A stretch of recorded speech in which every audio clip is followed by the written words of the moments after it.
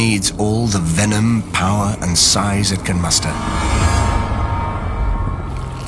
Bad for the rat snake, and bad for us. Inject 20 times more venom than most venomous snakes in a single bite.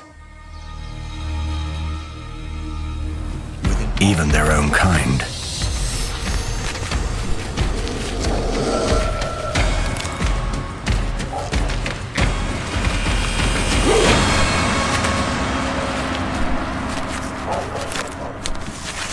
A brown house snake fights back.